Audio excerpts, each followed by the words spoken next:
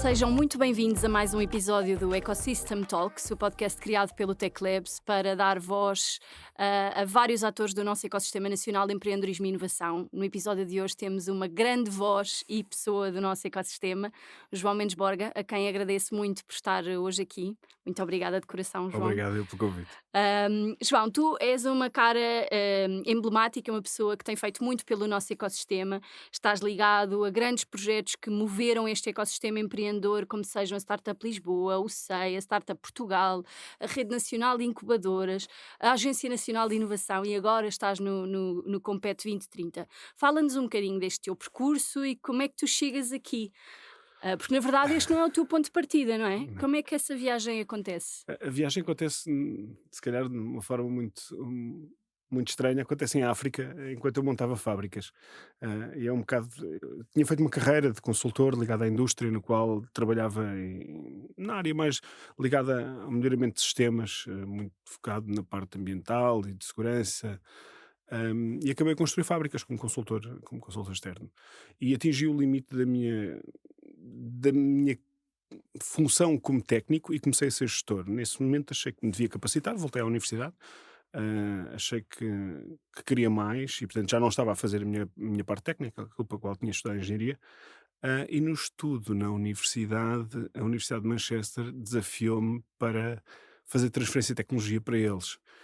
Gostaram muito da minha prestação num conjunto de ações que nós tínhamos feito e contrataram-me para ficar a trabalhar com eles. E, portanto, estive a trabalhar com eles durante algum tempo e isso criou em mim o bichinho de gostar de inovação, de ter a cabeça dentro dos laboratórios, de falar com os cientistas, mas principalmente no âmbito de transformar aquilo em negócios.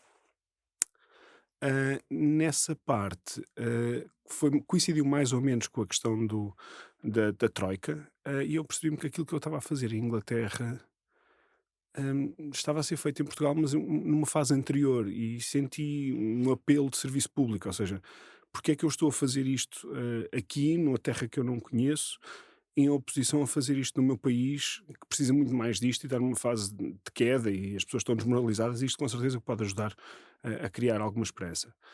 E portanto vim à procura de onde é que eu podia ajudar, e foi assim que começou esta viagem.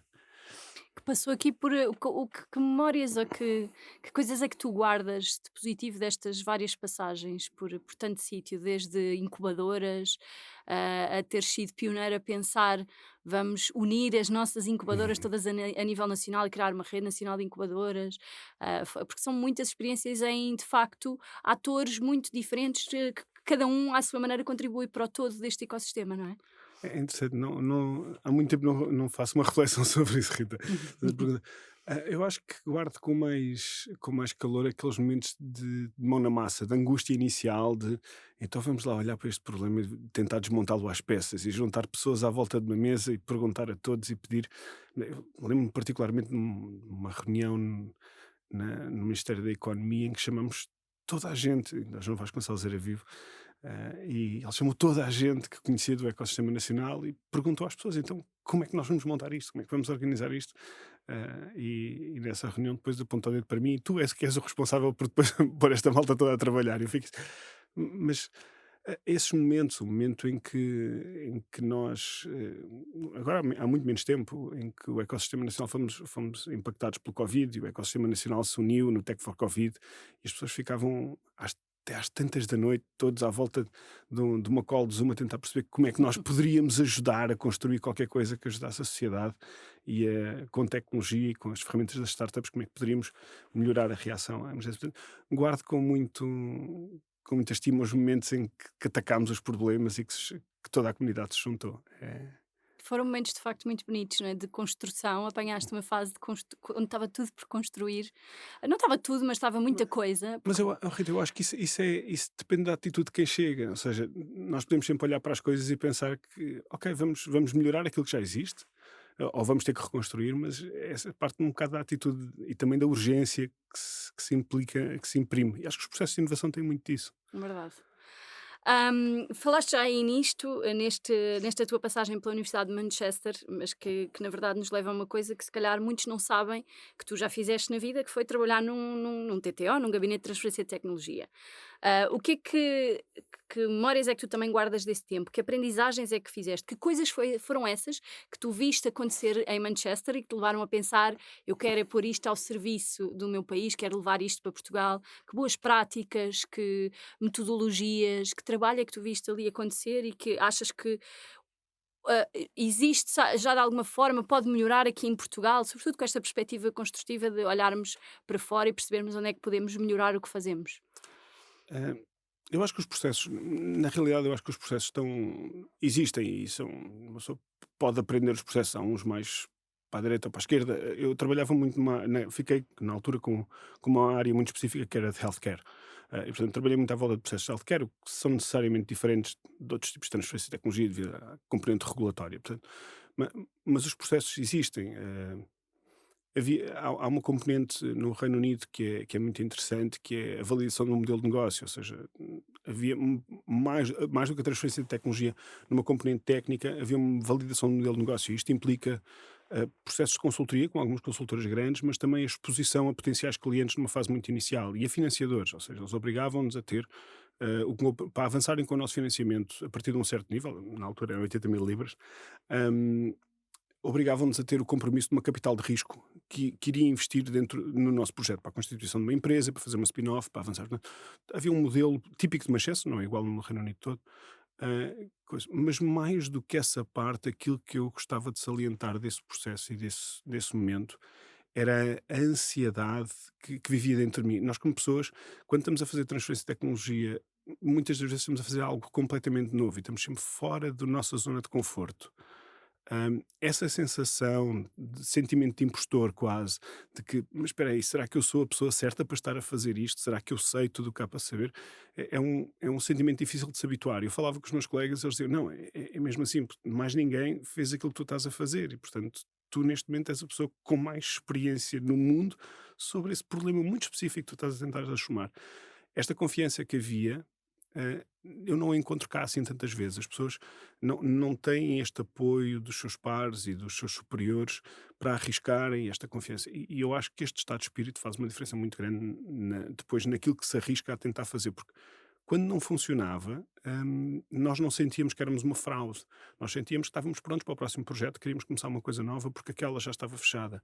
Ao contrário de muitas das vezes aquilo que eu sinto que acontece cá, que as pessoas tentam lutar até à infinidade por um projeto porque têm receio de ficarem mal vistos porque não levaram aquele processo até ao fim. Portanto, acho que havia duas componentes aqui. Havia uma componente de processo, em que a universidade utilizava um mecanismo de capital de risco para validar se os negócios poderiam ou não ir para a frente, independentemente do freedom to operate, da parte de propriedade intelectual, de validação de mercado com consultoras, etc. Mas depois havia também uma parte pessoal de recursos humanos, de equipa, que tinha a ver com esta parte de segurança e de sentimento de impostor que todos nós vivíamos. Uhum. E levantas aí um ponto que eu também acho que é uma diferença abismal com outros ecossistemas que têm níveis de maturidade completamente diferentes do nosso, que é a profissionalização e o tamanho das equipas a trabalhar nestes CTOs, não é? Que em Sim, Portugal isto tem impacto e tu agora pergunto isto porque eu tenho ideia que isto é assim, mas tu andaste efetivamente agora, recentemente na Agência Nacional de Inovação, de norte a sul do país, a ver isto com sim. os teus próprios olhos. Isto é um calcanhar daqueles para nós, ou seja, a pouca profissionalização que existe em torno desta função, as equipas reduzidas com que se trabalha, às vezes até as fragilidades do ponto de vista mais de negócio, porque na verdade os TTOs acabam por estar muito tempo ocupados com esta parte de gestão de PI e pouco capazes às vezes de enfrentar depois esta outra onda que é preciso navegar e Hum. surfar, que é a do negócio, como é que eu então depois pego nisto, com a casa arrumada e levo isto para o mercado? Como é que isto é mesmo, é uma percepção só que se tem, ou isto é assim mesmo? É um papel. É complexo, porque o sistema português não é necessariamente o sistema inglês. Nós temos que ver que as universidades lá fora são financiadas tendencialmente por privados. O recurso no sistema anglo-saxónico, muito do retorno destes investimentos é canalizado diretamente para a operação da universidade, portanto, eles contam com isto.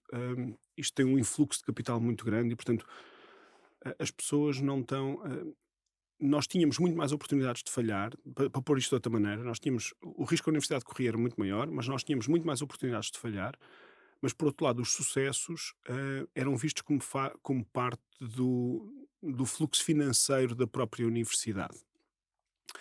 E isto dá uma robustez, quase como se fosse uma fábrica, uma linha de montagem, uma robustez ao sistema de transferência de conhecimento e tecnologia, porque eles têm o mesmo objetivo, nós temos os mesmos objetivos de criar valor e de criar dinheiro para a universidade. E a universidade contava com isso, quer dizer, se a equipa toda falhasse, se aquilo não obedecesse um princípio estatístico de sucesso, de métricas de sucesso, ao fim e ao cabo havia uma fonte de receita que a universidade perdia. Em Portugal isto não acontece assim. E, portanto, sim, é necessário olhar de uma forma diferente para os processos de transferência de tecnologia. Talvez seja necessário ver como é que se avaliam também os investigadores de uma forma diferente. Eu reconheço e aprendi na minha passagem pela agência, criei uma base mais forte disso. Não há conhecimento aplicado se não houver investigação fundamental. E, portanto, é muito importante a investigação fundamental, mas nós temos que ter, se calhar, em Portugal, um balanço um bocadinho melhor sobre aquilo que é a aplicação do nosso conhecimento. E, portanto, eu acho que estes fatores levam a que depois os TTOs tenham um pouco mais de dificuldade naquilo que é ter as ferramentas certas, ter raio de ação e ter recursos. Portanto, há universidades e faculdades com níveis muito diferentes, portanto, não estamos a falar de tudo da mesma coisa, mesmo dentro dos politécnicos há níveis muito diferentes na aposta daquilo que é a transferência de tecnologia. Eu sou uma pessoa que acredita muito na École Polytechnique, portanto, eu acho que muito deste trabalho devia ser o foco dos politécnicos, ter uma proximidade maior com o tecido empresarial, portanto, é uma coisa em que eu acredito verdadeiramente. Hum, mas em Portugal depois temos a sorte de ter um conjunto de outras entidades que, não estando as universidades tão focadas nisto, têm desempenhado um papel relevante e com o qual eu acho que os TTOs têm trabalhado cada vez mais. Os Centros de Tecnologia e Inovação, os CTIs, os Collabs, têm sido peças fundamentais, as incubadoras, muitas das vezes, têm sido peças fundamentais naquilo que é a amplificação do trabalho dos TTOs. Portanto, se calhar diferente do modelo inglês, eu penso que os TTOs, a nível nacional, têm a conhecer muito bem aquilo que têm dentro de casa. Porque depois de fora de casa, para fazer aquela parte que nós fazíamos dentro da Universidade de Manchester, há um conjunto de ferramentas que não existiam em Inglaterra de uma forma tão explícita e que podem facilitar-lhes o trabalho, podem servir de amplificadores para aquilo que é o contacto com as empresas, podem servir de amplificadores para aquilo que é o posicionamento das suas tecnologias e da transferência das suas tecnologias e de valorização. Porque estas entidades, os Collabs, os CTIs e mais algumas, têm efetivamente um contacto regular e diário com empresas que estão à procura de soluções Pois. para problemas. Portanto, há aqui, se calhar, algum intrusamento do Uhum. ecossistema que é necessário fazer e não a duplicação de funcionários. E se calhar essa máquina não está mesmo bem aliada, porque na verdade uma grande dificuldade que temos, e vivemos isso na pele com o trabalho que fazemos ali enquanto área de inovação e empreendedorismo na Faculdade de Ciências da Universidade de Lisboa, tem que ver precisamente com isso, não é? Com este descasamento que ainda existe entre o tecido empresarial e as instituições de ensino superior ou casas de investigação. E isto pode ser, estás a dar aqui uma ideia que eu acho que é muito importante sair deste episódio, que é fazermos uso das estruturas que já existem, em vez de irmos criar a roda para olear esta ponte que é tão necessária para fazer chegar aquilo que Rita, é a nossa investigação aplicada ao mercado, não é? em 2000 e quê? Sei lá, fogo. Algum tempo depois da criação da Startup Lisboa, nós costumávamos fazer uns encontros no hotel ali na rotunda do Marquês, em que se juntava toda a gente, e juntava-se gente de coisas diferentes, de bancos, de seguradoras, de não sei o quê, era uma confusão com empreendedores. Hum, Aquilo não me pareceu nada estranho. Em Portugal era uma coisa, porque nós em Manchester tínhamos isso, tínhamos os pequenos almoços, tomávamos pequenos almoços com gente de instituições muito diferentes e uma vez por semana pagávamos o pequeno almoço a um montão de gente para conhecermos e para conversarmos, desde VCs, etc. E depois tínhamos o Pizza Night, que era uma noite em que alguém comprava as pizzas e vinha fazer um demo day. Uhum. E às vezes éramos nós que fazíamos o demo day das nossas tecnologias, outras vezes eram os departamentos de inovação das grandes empresas que pagavam as pizzas e a Coca-Cola e vinham fazer o demo day. Este tipo de mecânicas, muito informal, ajuda a reduzir as barreiras e nós tentámos fazer um bocadinho disso enquanto passei agora recentemente pela Agência Nacional de Inovação. Inclusive ainda há um conjunto de atividades programadas nesse âmbito para juntar pessoas de ecossistemas e de comunidades diferentes, quer seja em ambiente de formação, quer seja em ambiente de evento. Hum, Isso não deve ser desvalorizado, porque, embora o contacto digital, estudarmos as entidades, o contacto formal seja relevante, a confiança constrói-se muitas das vezes nesses Claro, momentos, porque é o contacto pessoal que cria a confiança claro. e depois a seguir as pessoas trabalham juntas. Verdade, e nós temos que conseguir fazer isso mais, não é? Esse networking fundamental Sim. com estas entidades que têm que gravitar em torno das nossas para nos podermos autoalimentar uns aos outros. Boa, então acho que já passámos aqui por caminhos muito interessantes, mais a olhar para a inovação Sim. e queria agora passar para o empreendedorismo, porque tens estes dois chapéus, não é? E queria perceber como é que Estes tu dois vês. amores. Queria saber como é que tu vês esta evolução que o nosso ecossistema está a viver.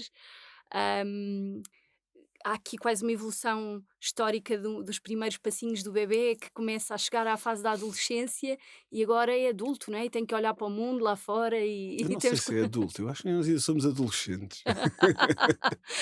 Enfim, Ainda somos adolescentes. foi a metáfora que me apareceu agora. Vamos lá saber, uma Sim. importante gostava de perceber como é que tu vês esta evolução e o que é que tu achas que ainda está por fazer no nosso ecossistema Ui. empreendedor para que ele cresça de forma sustentada. Nós estamos num momento muito diferente do que estávamos há 8 anos atrás. Muito, muito diferente. Quando se lançou a primeira estratégia, é muito diferente. As nossas instituições de apoio têm uma maturidade diferente, têm equipas com muito mais formação, com muito mais tempo, ou seja, as incubadoras têm coisas. Já tivemos as melhores aceleradoras do mundo cá e já percebemos que algumas das nossas aceleradoras são melhores do que as melhores aceleradoras do mundo, portanto, hum, passámos de um ecossistema que tinha 200 milhões de euros de investimento, roughly números sem verificação, para um ecossistema que hoje em dia tem, só em fundos de apoio à inovação do CIFID, tem quase 1.000 milhões, mais os 400 milhões do Banco de Fomento, mais todos os outros fundos que não estão incluídos em capital disponível para investimento em startups. Portanto, passámos de um momento em que não tínhamos mesmo dinheiro para acompanhar o nosso seed para um momento em que temos dinheiro que apoie projetos bons e, portanto, os projetos bons têm contrapartida nacional. Passámos de um ecossistema que não tinha visibilidade internacional para um ecossistema que nas rondas já passa a ter, de investimento, já passa a ter quase sempre, ou muitas das vezes, investidores internacionais no seu capital. Isso é muito importante para aquilo que é depois a internacionalização das nossas soluções. E, somos reconhecidos lá fora, portanto é relativamente fácil abrir portas com o nome de Portugal e com o nome de algumas das referências que temos a nível nacional. Portanto, eu acho que nós demos um salto considerável. A qualidade dos nossos empreendedores está validada. Temos, nos seus respectivos nichos, temos campeões a nível global. Portanto, todos nós sabemos que é possível fazer, desde que estejam reunidas as condições e a solução certa. Hum, Agora, temos desafios pela frente. Isto não é uma panaceia.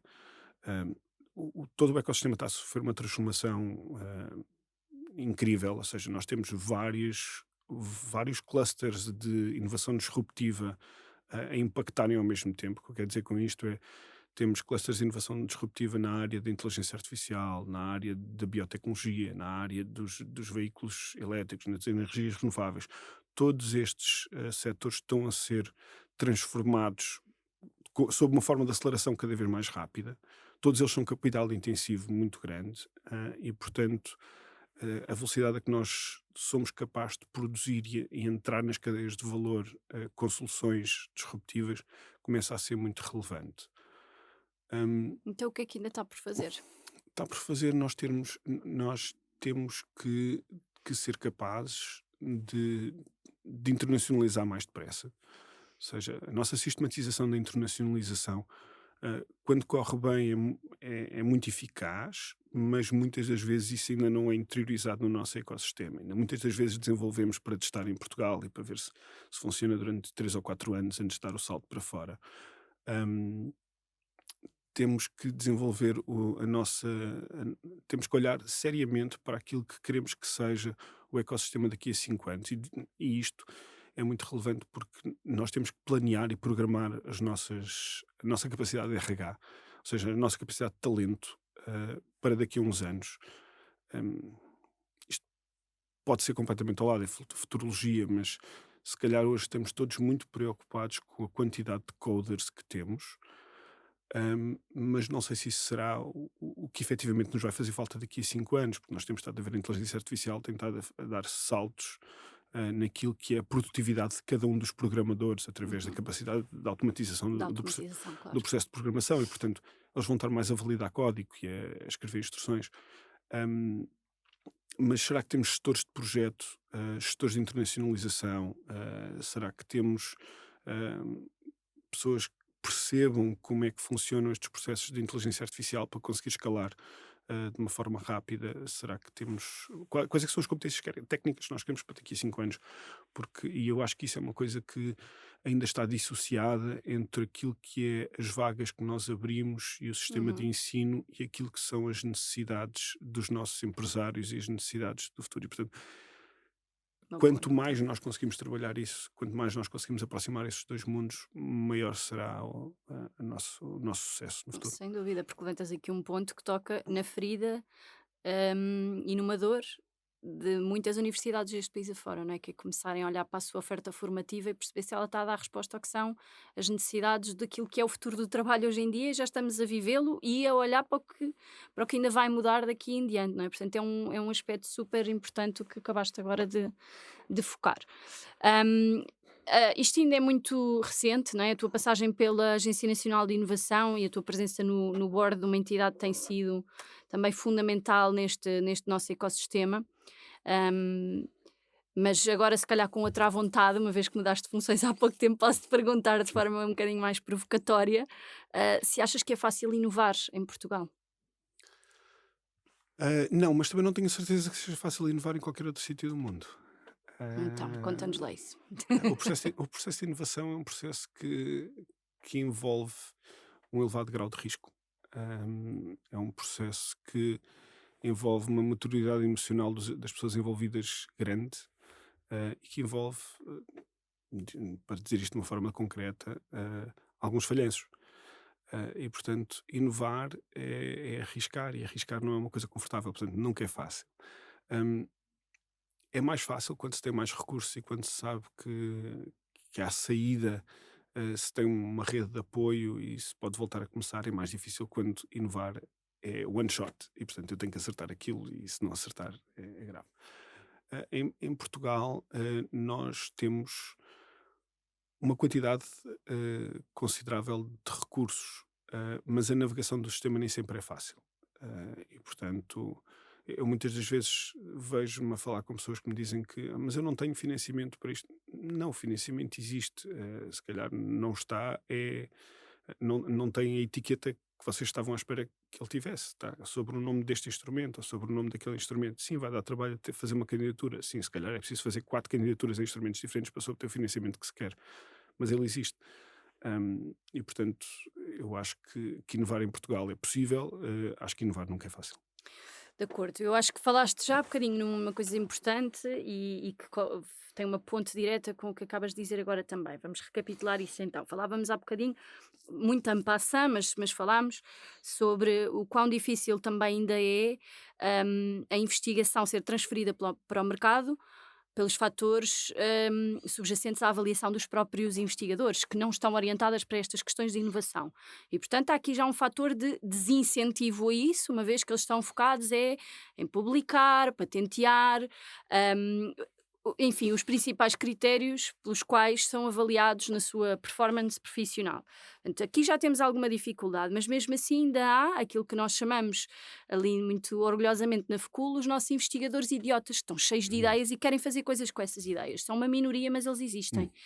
Hum. E o nosso desespero enquanto área de inovação e empreendedorismo é de facto que aquilo que estes investigadores um, têm pela frente é de facto um caminho das pedras, porque já é difícil convencê-los a seguir esta via quando eles estão motivados para isso.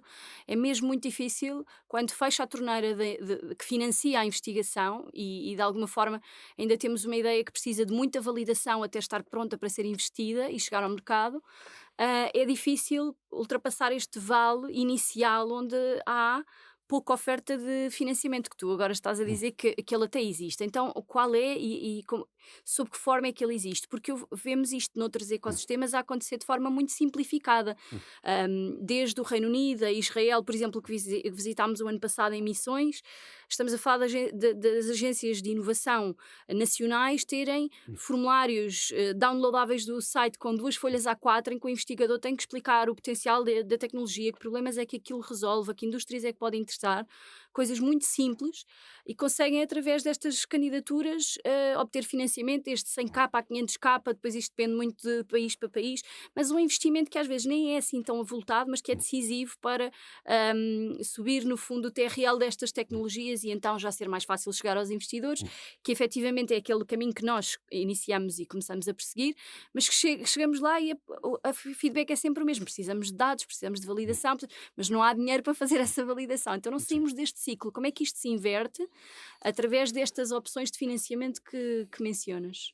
Então, o primeiro momento aqui que temos que abordar é nós passámos nos últimos 2 anos por um período muito, ano e meio talvez, por um período muito particular, que foi o fim de um quadro comunitário e o início de outro. Portanto, isso faz parte da equação daquilo que estamos a conversar, obviamente, o que quer dizer que houve instrumentos que encerraram, que estavam disponíveis anteriormente, dos quais eu não vou estar a falar, Uhum. e há instrumentos que vão aparecer brevemente, ahm, que também não estão ainda definidos, portanto não vou estar a falar. Mas gostava de salientar aqui 2 ou 3 coisas que se calhar não são tão óbvias. Muito deste financiamento que existe lá fora, e que não são esse das agências que têm o formulário, advém da relação universidade-indústria. Nós assistimos agora, a maior parte das universidades que tinham investigadores que tinham relação universidade-indústria, os centros de investigação, a terem um enorme financiamento indireto por via das agendas mobilizadoras, do plano para a bioeconomia, ou seja, quem estava a trabalhar em assuntos que interessavam à indústria e que estavam mapeados e que a ligação estava, neste momento recebeu umas centenas de milhões de euros só das agendas mobilizadoras, Uhum. ah, Por via do PRR, por não é? via do PRR, para desenvolver, para escrever papers, para fazer pilotos, para desenvolver este tipo de coisas.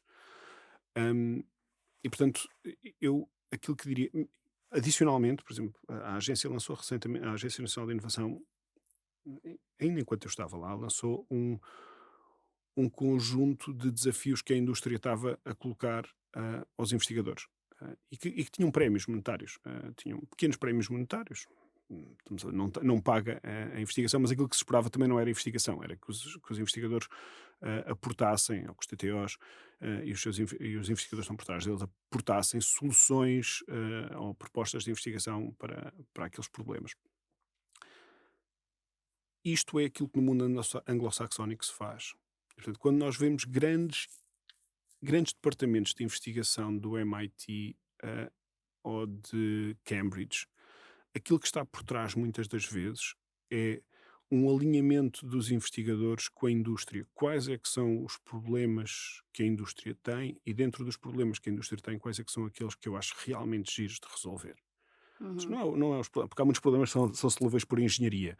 Ah, ok, então, e dentro daqueles que não são solúveis por engenharia, quais é que são aqueles que fazem o meu neuróniozinho de investigador saltar de alegria e que merecem o meu tempo para investigar? Aqui uma perspectiva um bocadinho mais market pull e menos technology push, ou seja, Exatamente. não estarmos a forçar tecnologias ao mercado lá fora, mas sim ir ouvir a Ir indústria e ouvir a perceber indústria e as perceber. dores que tem, os problemas que tem para resolver e E a indústria, quando tem dores e problemas, tem dinheiro agarrado. pois. Porque se eu resolver os problemas da indústria, ah, mesmo que eles sejam ciência, mesmo que o problema seja ciência, mesmo que o problema seja como é que eu consigo circuitos que tenham menos interferência, como é que eu consigo sistemas biológicos mais resilientes, cujas gerações duram mais tempo, como é que eu consigo ter baterias com materiais que sejam mais sustentáveis. Hum, as indústrias conseguem perceber quanto é que isto me vale e quanto é que eu estou disposto a investir. Isto é aquilo que eu acho que deveria ser o nosso foco e deveria ser esta ligação. Mas porque o resto nós conseguimos e é um investimento que existe, ou seja, nós temos programas como os mobilizadores, como os demonstradores, que são programas que pagam para que haja demonstração de tecnologia, portanto a parte mais dos pilotos ahm, que existe. Temos um conjunto de fundos, lá está, os fundos do CIFID pagam muita inovação e têm muita inovação aplicada, ou seja, têm dinheiro para fazer inovação nas empresas, em ligação com as empresas. Ahm, a componente da investigação dentro da universidade é uma coisa que recai sobre a FCT normalmente, e portanto sobre a qual eu não tive tanta Pois. visibilidade e não tenho tanta área de trabalho.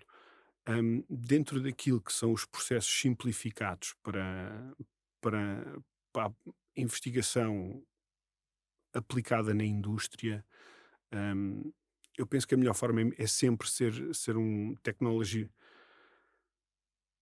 private sector driven do que ser propriamente, por muito boa vontade que eu tenha ou por muita apreciação que eu tenha pelos investigadores ou pelo trabalho de investigador, mas normalmente quem sabe há exceções a isso, mas quem sabe é Claro. quem está no mercado, quem tem produtos. E é muito comum nós desenvolvermos coisas ou ouvirmos falar de produtos, tecnologias que foram desenvolvidas que depois ficaram na bancada. Verdade.